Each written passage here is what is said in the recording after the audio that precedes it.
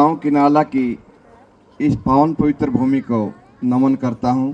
महाराज आपको चरण स्पर्श करता हूं और मेरे माताओं बहनों और इस गांव के बुजुर्गों नौजवान साथियों, गांव में जब एंट्री कर रहे थे तब तक कई तरह की दुविधाएं थी कि भाई कई तरह के लोग मिले हैं, पता ना कैसे, पर जब लिखा मिला ना धार्मिक नगरी या भूमि, देखते ही मन गदगद और खुश हुआ।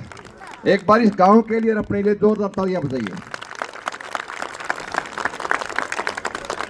जैसे एमएस जादूगर जिसके नाम में ही महानता है, इस शख्सियत से मेरा गांव भी रुड़की है, वहां उस दिन तो मिलने का मौका मिला नहीं, परंतु इस पावन पवित्र भूमि पर मिलने का मौका मिला था, तो आज मिला।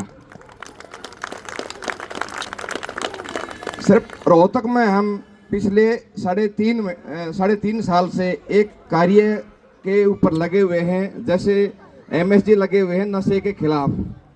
हम भी इसी प्रकार का एक मिशन चला रखा है रोहतक में कि भाई पूजा पाठ कीजिए, अच्छी बात है, आस्था रखिए, अच्छी बात है, परंतु हमारे जो हिंदू धर्म में महाराज अगर किसी चीज को सबसे पहले पूजा जाता है, जरूरत पड़ती है, तो वो शुद्ध और निर्मल जल है।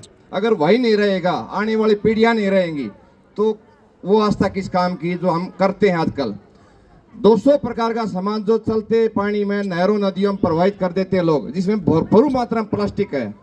तो लोगों से यही निवेदन करते हैं, जहां भी जाते हैं, मैं जाट कॉलेज में प्रोफेसर हूँ रोहतक में, हमें जो चिंता है वो अगली पीढ़ी की चिंता है। क्योंकि हमारे क्षेत्र में जो पीजीआई रोहतक है उसकी रिपोर्ट भी ये कह रही है कि हमारे जो हरियाणा में जमीनी पानी लगभग खत्म हो चुका है या खराब हो चुका है। अब नहरों का पानी उसको हम दूषित कर रहे हैं विभिन्न मानों से, प्लास्टिक पे प्लास्टिक डाल के, और ये माइक्रो प्लास्टिक इतना घातक साबित हो रहा है कि जो कैंसर के मरीज जो देहात में एक आध सुनने को मिलता था, को रेयर था, अब देहात में शायद ही कोई गली मोहल्ला ऐसा हो जहाँ पर कैंसर जैसी बीमारी का मरीज ना हो।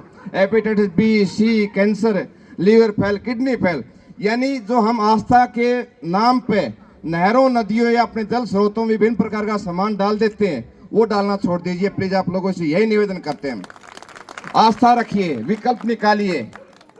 माताओं बहनों जो खासतौर पर नवरात्रि रखते हैं साल में 2 बार, इतना सामान आता है नहरों में, इतना डाल दिया जाता है, अगर यही पानी प्रदूषित हो गए वाटर वर्क्स के जरिए आपके घर तक पहुंचेगा, आरओ भी नहीं निकाल पाएगा, और गाय भैंस पिएंगे तो दूध के जरिए आएगा, फसलों के जरिए आएगा। यानी माइक्रो प्लास्टिक जो सिर्फ समुद्री जीवों में था वो हमारी रक्त में भी पाया जाने लगा है। पीजीआई की कई दिन पहले रिपोर्ट है कि हरियाणा कैंसर का गढ़ बनता जा रहा है। क्यों? क्योंकि पानी शुद्ध नहीं है, हवा शुद्ध नहीं है, और नशे जैसी बीमारी नहीं आएगी। तो आस्था रखिए, अच्छी बात है, पूजा पाठ कीजिए, अच्छी बात है, और आप तो पावन पवित्र धार्मिक नगरी में रहने वाले हो, तो एक ये प्रतिज्ञा लेकर जाए इसे जादू के सम्राट के मन से कि भाई आगे से नहरों में, नदियों में या किसी भी जल स्रोत में किसी प्रकार का सामान आप नहीं डालोगे। क्या नहीं डालोगे ना? क्योंकि अगली पीढ़ी का सवाल है। हमने भरपूर मात्रा में कुएं का, जोड़ का, तालाब का, जमीन का, नीचे का भरपूर पानी पिया, भरपूर पानी का प्रयोग किया, परंतु जो अगली पीढ़ी है उसके सामने जल संकट है, बहुत भारी जल संकट है, जो कि हमारी रोहतक में, शहर में, जींद में, इस जोन की मैं बात करूं, 30 लाख के करीब कुएं, जोड़, तालाब नक्शे से गायब हो चुके हैं, जो कि पानी का बड़ा स्रोत थे। अब पानी आएगा कहाँ से? सिर्फ नहरों से। उनको हम आस्था के नाम पर कई प्रकार का सामान डाल के दूषित करें, कृपया ऐसा ना कीजिए। और मैं फिर से आप लोगों से निवेदन भी करता हूं और इस पावन पवित्र भूमि को नमन भी करता हूं। बहुत बहुत धन्यवाद जो आपने मंच दिया, धन्यवाद आप सभी का। एक मेरे साथ आप शब्द दोहराना, मैं सिर्फ आपको एक शब्द बोलूंगा, उसके साथ आपने सिर्फ एक शब्द प्रयोग करना, एमएस। एमएस बोलोगे साथ में?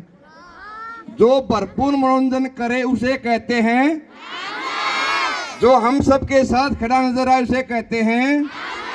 वेरी गुड, धन्यवाद।